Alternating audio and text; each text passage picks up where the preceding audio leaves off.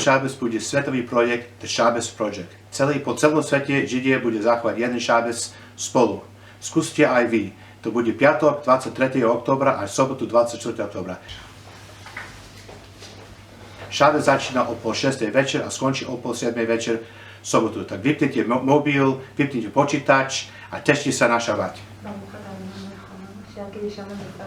ברוך אתה אדוני מקדש השבת. Tešte sa na šabat.